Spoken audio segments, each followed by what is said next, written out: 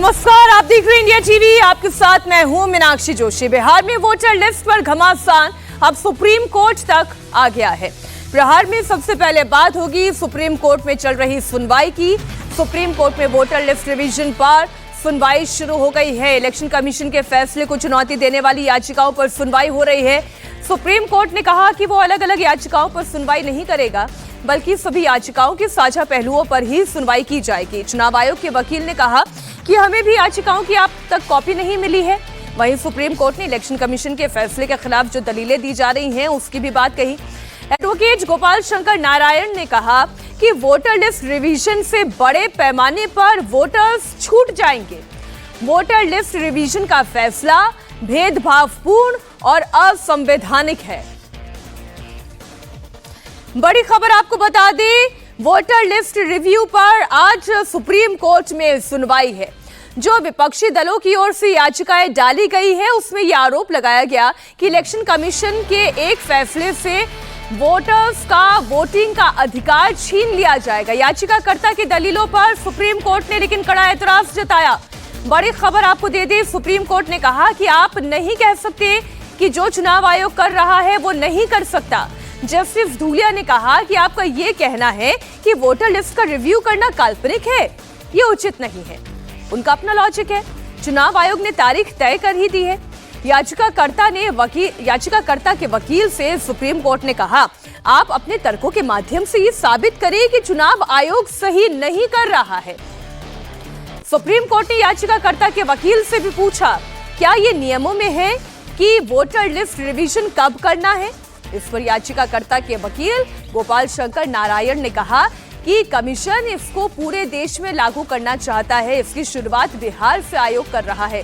Supreme court ने पूछा, आप ये बताएं कि ये अधिकार क्षेत्र में है या नहीं है, यानी कि चुनाव आयोग ये फैसला कर सकता है या नहीं कर सकता है।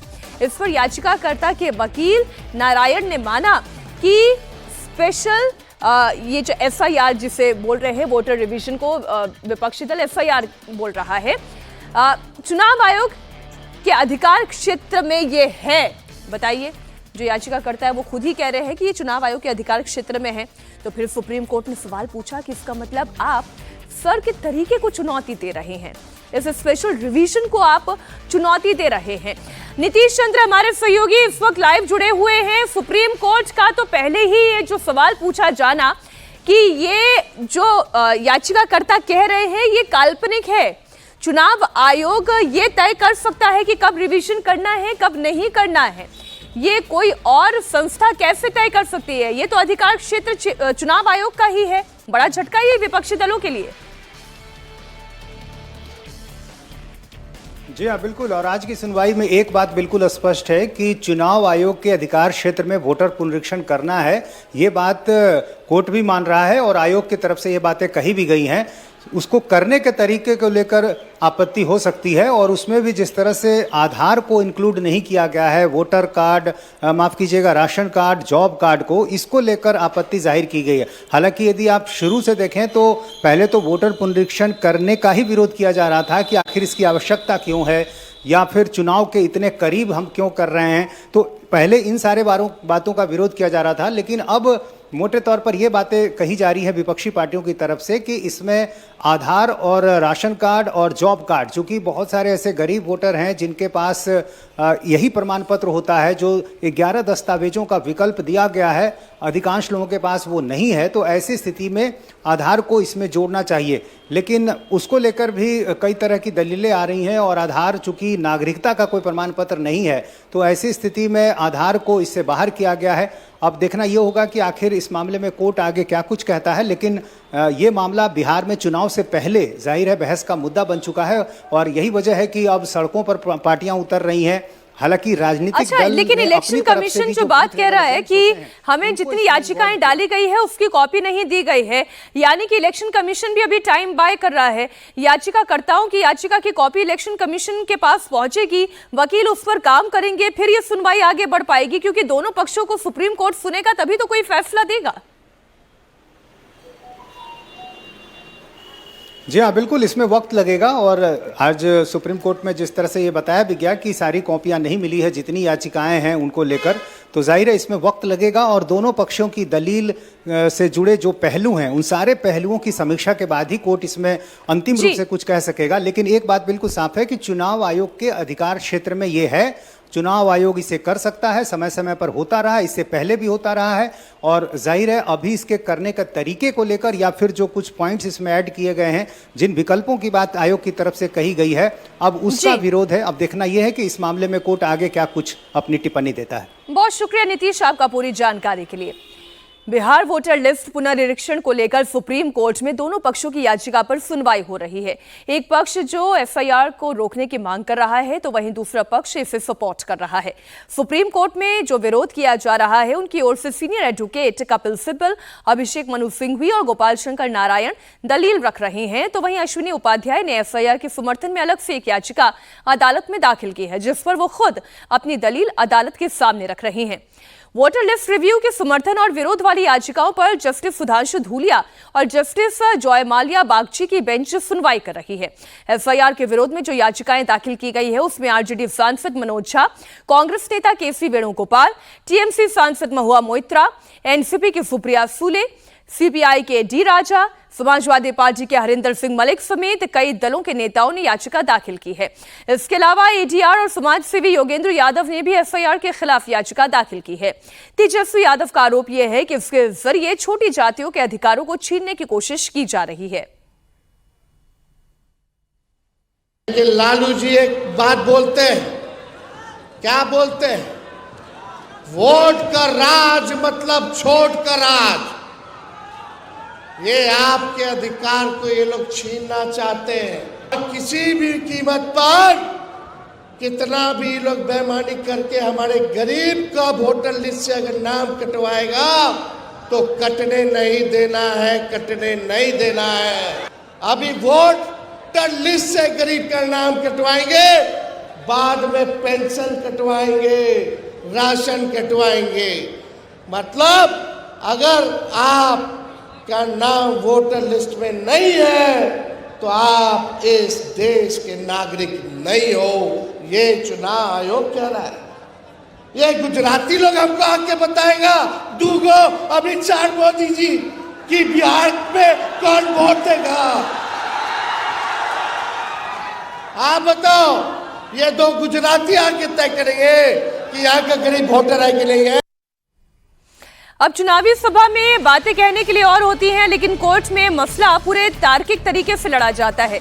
वोटर लिस्ट रिवीजन के मुद्दे पर महागठबंधन चुनाव आयोग पर निशाना साध रहा है, तो वहीं देश के मुख्य चुनाव आयुक्त ने एक बार फिर से ये क्लियर कर दिया है कि वोटर लिस्ट का रिवीजन करना उनका संवैधानिक अधिकार है और अगले 15 दिनों में ये पूरा कर लिया जाएगा। उन्होंने ये साफ कर दिया कि केवल वही नाम वोटर लिस्ट में रहेंगे जो इसके योग्य होंगे। किसी घुसपैठिए को वोटर नहीं बनने दिया जाएगा, क्योंकि वोट का अधिकार केवल देश के नागरिक को ही है। उन्होंने ये भी बताया कि वोटर लिस्ट में रिवीजन क्यों जरूरी है। कि आप भारत के नागरिक होने चाहिए। दूसरी पात्रता है कि आप 18 वर्ष की आयु पूर्ण कर चुके हों। और तीसरी पात्रता है कि जिस पोलिंग स्टेशन के आसपास आप रहते हो, वहां के सामान्य निवासी हो, वहां पर आपका वोट बन सकता है। इस तरह का गहन परीक्षण बिहार में 1 जनवरी 2003 के बाद नहीं हुआ। 2002 की तरह ही 1 महीने के अंदर जुलाई से अगस्त के बीच में मतगणना फॉर्म बांटे जाएंगे और वापस भी लिए जाएंगे। ये कार्य बहुत सुचारू रूप से चल रहा है। सारी राजनीतिक पार्टियां इसमें सहयोग कर रही हैं। 1 लाख से ज्यादा बूथ लेवल ऑफिसर्स लगे हुए हैं। 1.5 लाख से ज्यादा हर पॉलिटिकल पार्टीज ने अपने बूथ लेवल एजेंट्स को नामित किया है और सभी लोग ईमानदारी से और मेहनत से इस काम को कर रहे हैं। तो पूरी मतगणना सूची सभी लोगों के सामने पारदर्शी तरीके से बनाई जाएगी। हर पात्र नागरिक उसका हिस्सा होगा और कोई भी इनएलिजिबल आदमी उसका हिस्सा नहीं बन पाएगा। अगली खबर उत्तर प्रदेश के बलरामपुर से है, जहां धर्मांतरण के मास्टरमाइंड जलालुद्दीन और छांगुर बाबा की आलीशान कोठी पर तीसरे दिन भी बुलडोजर चल रहा है। बलरामपुर के उतरौला कस्बे के मधुपुर में ये कार्रवाई चल रही है। छांगुर बाबा का ये किला कितना मजबूत है कि 8 बुलडोजर 2 दिन में अभी तक पूरा अवैध निर्माण ध्वस्त नहीं कर पाए हैं। आज तीसरे दिन भी ये प्रशासनिक कार्रवाई चल रही है। 1500 स्क्वायर फीट में बने हुए अवैध निर्माण को ध्वस्त ही अभी तक ये बुलडोजर कार्रवाई कर पाई है, जबकि अभी भी 500 स्क्वायर फीट में अवैध निर्माण को गिराया जाना बाकी है, जिसे आज गिराया जा रहा है। प्रशासन की टीम पिछले 2 दिनों से बाबा की कोठी में मुस्तैद है। जैसे जैसे बुलडोजर एक्शन हो रहा है, छांगुर बाबा की कोठी से जुड़े हुए राज भी बाहर आ रहे हैं। आप जानकर दंग रह जाएंगे। इस कोठी में विदेशी सामान की भरमार है। मिनी पावर हाउस है, जहां से पूरे घर को बिजली की सप्लाई होती थी। 10-10 सीसीटीवी कैमरे घर में लगा रखे हैं और घर तक पहुंचने के लिए छांगुर बाबा ने 500 मीटर की प्राइवेट सड़क तक बना रखी है। एटीएस की जांच में यह पता चला है कि छांगुर बाबा यहीं से धर्मांतरण का पूरा नेटवर्क चलाता था। हालांकि ये कोठी उसकी महिला मित्र नीतू उर्फ नसरीन के नाम पर है। बाबा ने ही नीतू का धर्मांतरण करके उसे नसरीन नाम दिया था।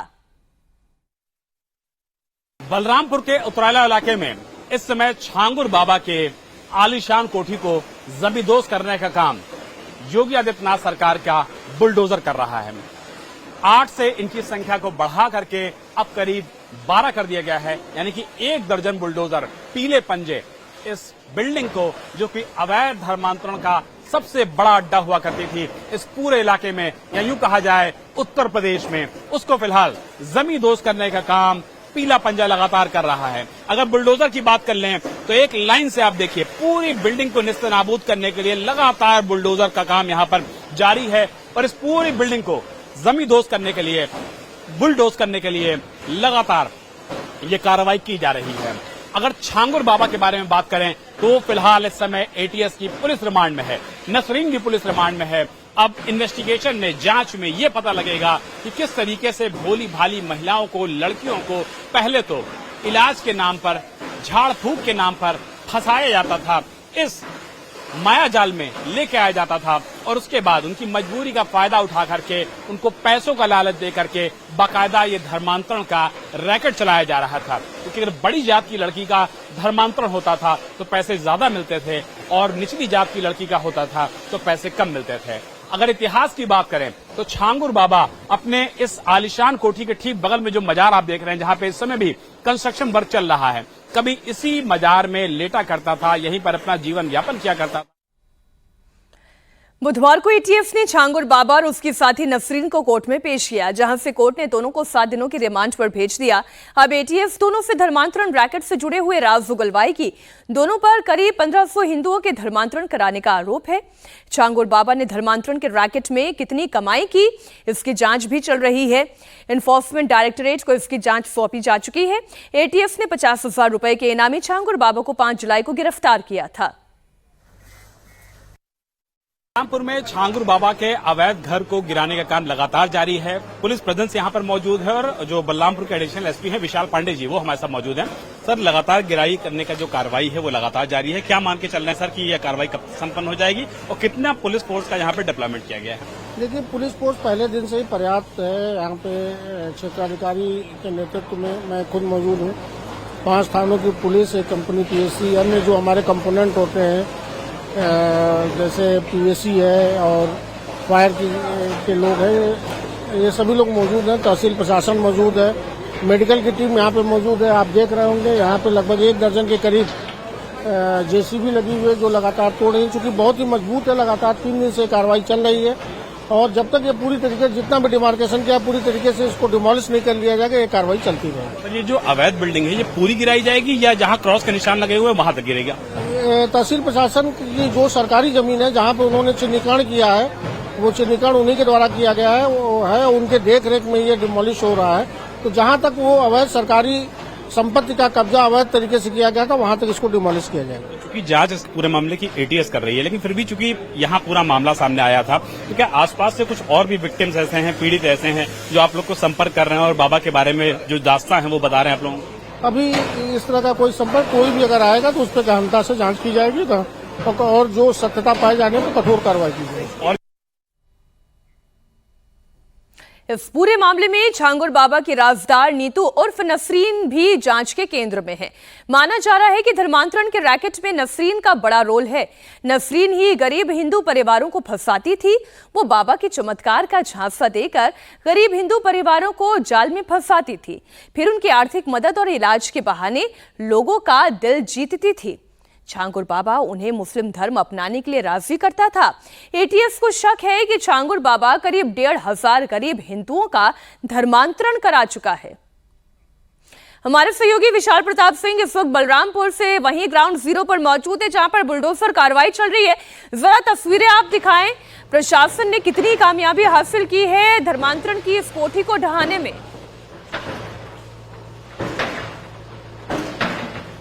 मीनाक्षी, आज ये बुलडोजर की जो कार्रवाई है उसका तीसरा दिन है।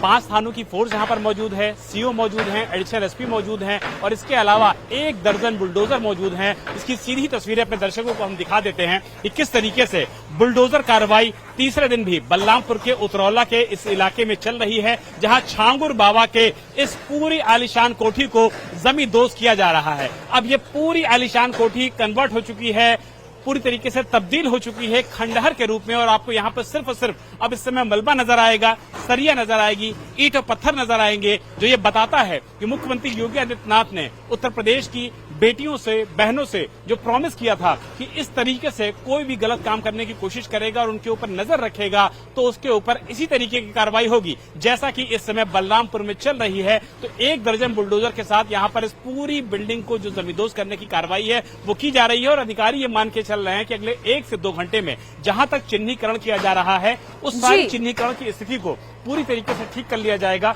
और इस बिल्डिंग को जो हिस्सा सरकारी जमीन पर बनाया गया था उसको यहाँ पर बुलडोज करने में कामयाबी भी मिल जाएगी। विशाल, ये बात तो आप ठीक कह रहे हैं, योगी आदित्यनाथ पहले ही कह चुके हैं जो कायदे में रहेगा सो फायदे में रहेगा। आप बने रहे हमारे साथ। छांगुर बाबा के खिलाफ ताबड़तोड़ एक्शन जारी है। कल उत्तर प्रदेश के सीएम योगी आदित्यनाथ ने छांगुर बाबा को जल्लाद कहा, तो अब प्रदेश के मंत्री दिनेश प्रताप सिंह ने कहा कि ऐसे लोग कांग्रेस और समाजवादी पार्टी के पोषित अपराधी हैं। दिनेश प्रताप सिंह ने कहा कि योगी सरकार धर्म के खिलाफ कोई काम बर्दाश्त नहीं करेगी। अवैध धर्मांतरण को लेकर के लगातार कार्रवाई हुई है। बलरामपुर में भी जो जलालुद्दीन का पूरा बड़ी आलीशान कोठी थी उसको भी जमींदोज कर दिया गया है। मुख्यमंत्री योगी आदित्यनाथ ने कहा है कि ऐसा अवैध धर्मांतरण जो भी लोग करते हैं हिंदू बहन बेटियों को टारगेट करते हैं, जहां रेट भी बाकायदा फिक्स है कि अगर सवर्णों को आप कन्वर्ट कराएंगे तो 16 लाख मिलेगा, नीचे जात का कराएंगे तो कम पैसा मिलेगा। तो इस तरीके की जो चीज़ है उसको लेकर के उत्तर प्रदेश सरकार कितनी गंभीर है और किस तरीके से सरकार कार्रवाई कर रही है। देखिए, ये जो जिनका नाम आ रहा है, मैं नाम भी लेना पसंद नहीं करना चाहता हूं, लेकिन ये कांग्रेस और समाजवादी पार्टी के पोषित अपराधी हैं जो ऐसा पाप इस पावन भूमि पर कर रहे हैं जिसे योगी जी, मोदी जी जैसे लोग किसी दशा में स्वीकार नहीं करेंगे। और अगर सपा और कांग्रेस के रिजीम जैसा करना चाहेंगे आज की तारीख में, तो जो हश्र हुआ है वही हश्र इन अपराधियों को होगा। किसी दशा में योगी जी बर्दाश्त करने वाले नहीं। उत्तर प्रदेश में किसी को ऐसी इजाजत धर्म के विरुद्ध करने की नहीं दी जा सकती। अब बात करेंगे दिल्ली एनसीआर में हुई तेज बारिश के बाद किस तरीके से सड़कें हो गई लबालब और रफ्तार पर लग गया ब्रेक। भारी बारिश के चलते दिल्ली और गुरुग्राम के कई इलाके दरिया में तब्दील नजर आ रहे हैं। दिल्ली और गुरुग्राम में कई जगहों पर 3 से 4 फीट तक पानी भरा हुआ है। आज भी तेज बारिश का ऑरेंज अलर्ट जारी किया गया। कई इलाकों में झमाझम बारिश है। गुरुग्राम में कई कंपनियों ने वर्क फ्रॉम होम का फैसला किया है ताकि सड़कों पर जाम ना लगे और लोगों को किसी तरह की परेशानी ना उठानी पड़े। गुरुग्राम के पौष इलाके में DLF phase 2 golf course road पर पूरा एरिया पानी में डूबा हुआ है। डीएलएफ एरिया में स्विमिंग पूल जैसे हालात नजर आए। गुरुग्राम के शीतला माता मंदिर रोड और सोहना रोड समेत कई इलाके सैलाब में डूब गए। पहाड़ों में भी कुदरत के कहर से तबाही का मंजर है, तो रुद्रप्रयाग में लैंडस्लाइड से 4 धाम यात्रा बाधित हुई है। हिमाचल प्रदेश के थुनाग में तबाही के बादल फटने के बाद पूरा इलाका मलबे के ढेर में तब्दील हो चुका है। राजस्थान के कई शहरों में बारिश हो रही है। बड़ोदरा में पुल हादसे के बाद रेस्क्यू ऑपरेशन चलाया जा रहा है। अब तक हादसे में 15 लोगों के मारे जाने की खबर है। गुरुग्राम में इस वक्त सबसे ज्यादा हालात खराब हैं। भारी बारिश मुसीबत बनकर टूटी है।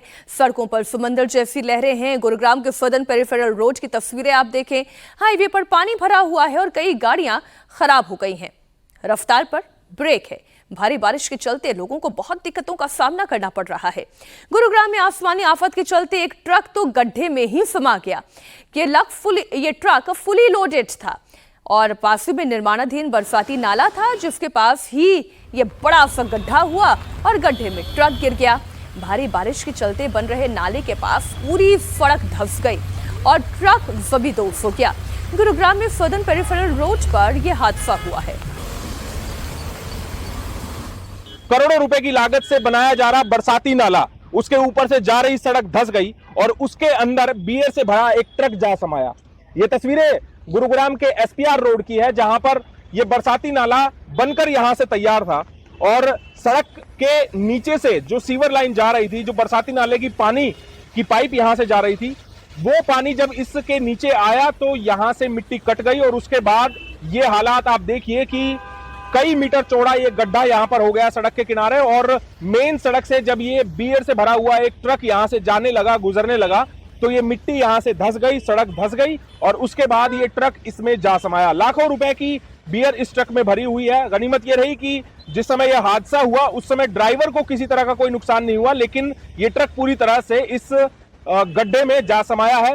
एसपीआर रोड की ये घटना है और यहां से चूंकि एक नेचुरल ड्रेन निकला करती थी किसी समय में, और उसी नेचुरल ड्रेन को खत्म होने के बाद अब बरसाती नाला यहां से बनाया जा रहा है, ताकि जो नेचुरल रास्ता है ड्रेन का, वो पानी अपना रास्ता यहां से बना ले। लेकिन जब पानी यहां से गुजरने लगा बरसात का, तो उसने यहां से मिट्टी की ऐसी कटाई की कि इतना चौड़ा गड्ढा यहां पर ये हो गया और ये ट्रक इसमें पूरी तरह समा गया है। गुरुग्राम के शीतला माता मंदिर रोड पर भी तेज बारिश के बाद हालात बिगड़ गए। सैलाब में तब्दील हो गई सड़क। भारी बारिश के चलते कई गाड़ियां डूब गई। भारी भरकम कार और बस सैलाब की चपेट में आ गए। और ऐसा नहीं है कोई इसी साल की कहानी है, हर साल मॉनसून आता है और हर साल वही कहानी दोहराता है।